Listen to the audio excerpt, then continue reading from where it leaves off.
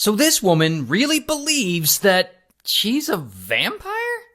Now the woman's name is Manuela, and Manuela is around 21 when this story starts, and she's living in Germany, and homegirl is extremely into goth culture, like the black boots and the heavy metal. She even worships Satan, and she does like rituals, and she sleeps in graveyards, and like all sorts of weird stuff. But she's also got a big problem. She's actually kind of lonely. But one day, in the year 2000, all that changes. Because she's reading a heavy metal magazine. Because of course she is. And in it, she sees a personal ad. And the ad says, "Vampire seeks princess of darkness who hates everybody and everything." And I guess she thinks this is pretty romantic. And she's like, well, this vampire guy seems fine. And so she reaches out and she contacts the guy who posted it. The guy who posted the ad is this guy, Daniel. And Daniel, he's around 25, and he's just like Manuela. He's into all that goth and Satan-worshipping shit. He's even into blood-drinking rituals. So eventually, Manuela and Daniel meet up in real life. And the chemistry is off the charts. It's a match made in hell. And so they decide to officially start dating. And they feel like they're perfect for one another. They go to Satan-worshipping parties together. They do blood-drinking rituals together. They take vacations to England and Scotland, and rather than stay in a hotel, they just like sleep in graveyards. Here's a picture of the two of them in real life if you want to see what they look like. They seem very pleasant. And not long after they start dating, they decide to take the next step and move in together. And if these two aren't weird enough, here's where things get even weirder. Now, they're both into strange satanic goth type stuff. But Manuela specifically is into vampire things, and she actually considers herself a real-life, living vampire. And once they move in together, Manuela, she doesn't have a job, so Daniel's basically supporting her. So he goes to work every day at an auto parts store, while Manuela stays at home and, like, sleeps all day.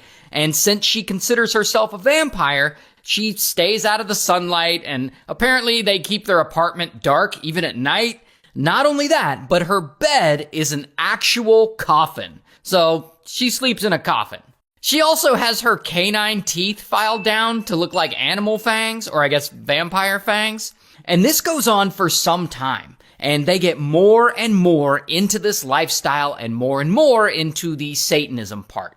And one day in 2001, Daniel starts getting visions. Because I guess he's got some mental illness stuff going on. Specifically, he gets visions of the number 6667.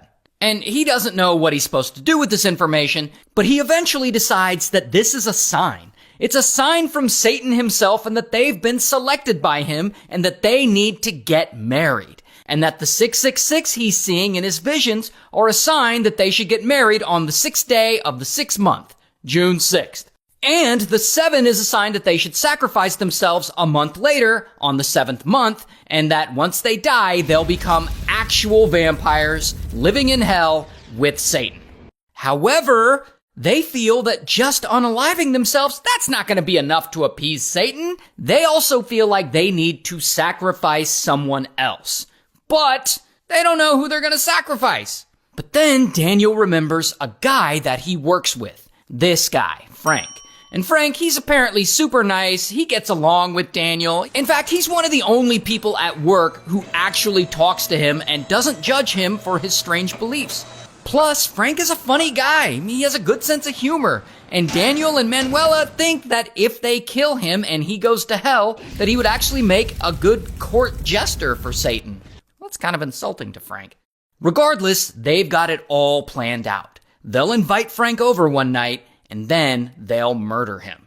So some time passes, and it's finally June, and these two vampire goth weirdos get married. Then July comes, and now it's time for the next phase of their plan, the human sacrifice. So Daniel goes and he invites Frank over to hang out one night. And poor Frank, he thinks it's just a normal evening, hanging out with a friend from work. So he's like, sure, I'll hang. So Daniel goes and he picks him up and he brings him to their apartment. And they're all three there, and they're just hanging out and like listening to music. But then, out of nowhere, without any kind of warning or indication, Daniel pulls out a hammer, and bam, he hits Frank in the head with it, and then bam, he hits him again. And Manuela is there, and she's watching all this go down, just like they had planned. And that is when she hears a voice. A voice who she believes is Satan telling her to stab Frank in the heart. So she grabs a knife, and boom, she stabs him. She stabs him again and again and again until he's no longer moving. And they apparently stabbed him with a bunch of different sharp objects, and they made sure to stab him 66 times because of 666. So now the murder is done, and they can start the rest of the ritual. And I won't get into the details of the rest of the ritual because it's pretty gruesome, but there are certain things that they feel like they have to do with his body. And also, as part of that ritual, they smash in the coffin while Frank's body is still in the room. So now, the ritual thing is complete. And at this point, all they have to do is unalive themselves, and then they'll be at Satan's side forever, existing as vampires, I guess. Until... Here's the thing. Daniel and Manuela aren't really the most stable people, and they just violently murdered someone. And it turns out that this is actually a lot to process mentally. And so now they're supposed to unalive themselves? This is just too much for them to handle. So they start to panic, and they abandon the next step in the ritual. So now they're not going to unalive themselves, I guess. And instead, they decide to just flee and leave the body there. So Manuela writes a farewell note to her parents to say goodbye, and they somehow get it to them. I guess they drop it off at their place. And from there, they go on the run. And they drive all over Germany, crisscrossing the whole country, living out of their car, trying not to attract too much attention.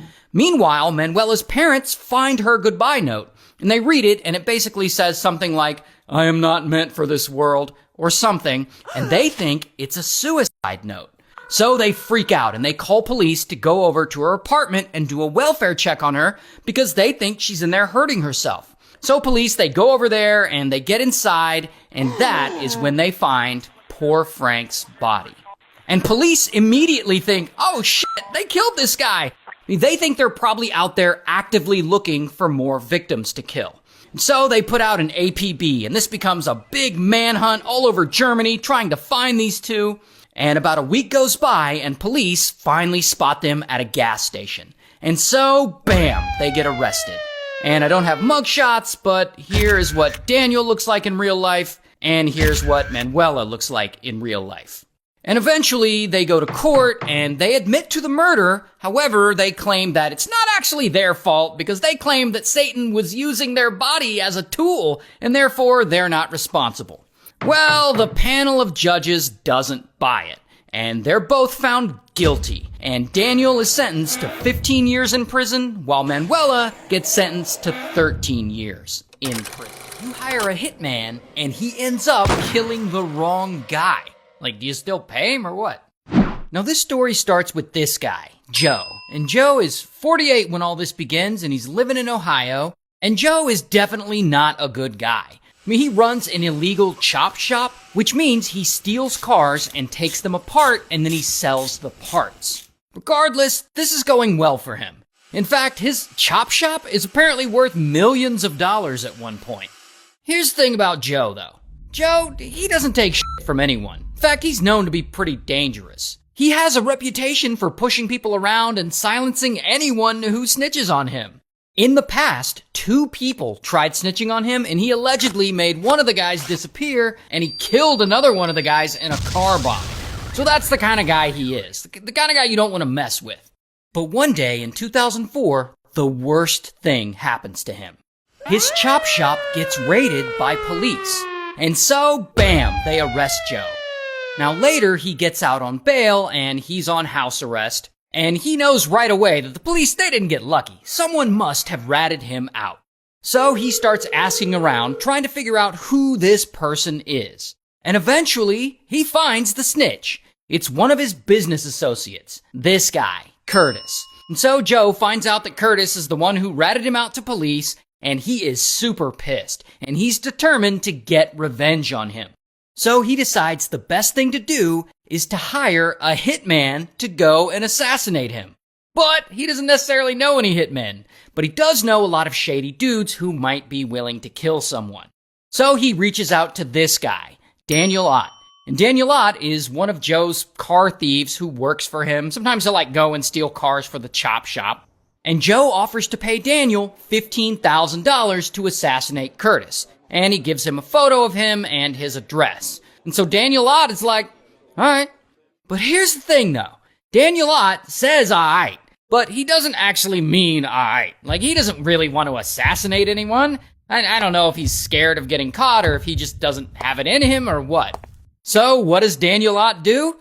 He goes straight to the police and he turns Joe in and he tells them that his boss is trying to hire him to kill someone.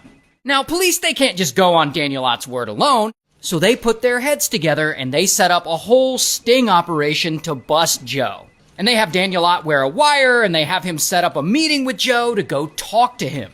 And so later they meet up and they start chatting and eventually Joe says some incriminating things. And when the police hear that, boom, they bust in and bam, they arrest Joe again. And he ends up getting convicted for the assassination plot and he's sentenced to 10 years in prison. But that's obviously not the end of Joe. Because by now you could probably guess that he's not the kind of guy who just lets things slide. And this time is no different. While he's in prison, he's super pissed at Daniel Ott. How dare he set him up like that? In fact, I guess he forgets all about wanting to have Curtis assassinated. Now he wants Daniel Ott assassinated. So while he's in prison, he starts looking to hire a hitman. He's asking around to other inmates, hey, can any of you kill someone for me? And I guess none of them are willing. Until this guy hears about it. His name is Chad. And Chad, he's a fellow inmate who is in there for burglary and some other property crimes. But he hears Joe is looking for a hitman, and I guess he's like, well, I can do it. And Chad, he has no hitman experience. I guess he just really needs the money. Now, Chad is about to leave prison. His sentence is nearly up. That's partly why he's offering to do it, because, he'll be on the outside soon. So then, Joe reaches out to his brother to have him wire Chad some money when he gets out of prison to make sure that he gets paid and that everything is squared away. So then a bit of time passes, and we're in 2006 now, and Chad is finally released. And Joe's brother wires him the money for the hit, so now it's time to get the job done and kill Daniel Ott. Now, Chad's instructions were to assassinate a man named Daniel Ott who lives in Ohio. So I guess he looks it up and he finds a Daniel Ott living in Ohio. And one night, he puts on a mask and camouflage, and he grabs a shotgun, and he drives all the way to Burton Township to the house at the address he was given. Then, boom, he breaks into the house. And there, he sees the target, Daniel Ott. Here's the crazy thing, though. This guy's name is Daniel Ott, but he's actually not the Daniel Ott that Chad is supposed to be looking for. He's just a random guy who coincidentally has the same name. And Chad, he looks at this guy and he thinks, well, this Daniel guy looks a lot younger than the Daniel Joe told me about. He looks like he's 30 years younger. And now he assumes that he's probably got the wrong Daniel, but he doesn't know what to do. So while he's trying to figure out his next move, he binds this wrong Daniel with duct tape and he orders wrong Daniel's girlfriend to lie down on the floor. And it's at this moment that wrong Daniel realizes that he can probably take Chad. And that if he doesn't do something right now, Chad's probably gonna murder both him and his girlfriend. And so, bam, he manages to break free from the duct tape, and pow, he lunges at Chad, and they both start struggling. Now, Chad sees everything getting out of control, and he can't let this get out of control. So, blam, he fires at wrong Daniel, and he unfortunately unalives him. And now that the job is technically done, he gets back into his car, and he flees. Later, police arrive on the scene, and they start investigating all this. But they keep running into the same problem. They can't seem to find a reason why anyone would want to kill this Daniel Ott guy. I mean, he's an easygoing person, he's got a good reputation, he didn't have any enemies. Who would want to kill someone like that? So they keep investigating, and 6 months go by. And that is when they finally figure it out. There's actually another guy in Ohio named Daniel Ott, a much older guy. And they start thinking, well, maybe he was the one who was supposed to be assassinated. Maybe Daniel's death was some sort of mistake, and the wrong Daniel Ott was killed. So the longer they investigate, the more they start linking Chad and Joe to the crime. But they don't have enough evidence to accuse either of them. So they start looking around for witnesses, people willing to speak against Joe. But they can't find anyone.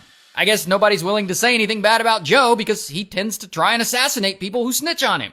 So because of this, police hit a roadblock, and they can't move forward, and the case goes cold. So it seems like no one will ever snitch on Joe, and he's just gonna end up getting away with this. Until 9 years go by, and it's now 2015. And Joe, he's out of prison by this point. He's been out of prison for like a year. And police finally managed to get enough evidence against him. I guess they get some people in his old network to flip on him. And so, bam, they arrest him. Here's his mugshot. Also, bam, they arrest Chad. Here's his mugshot. And bam, they arrest Joe's brother too for his involvement. Here's his mugshot.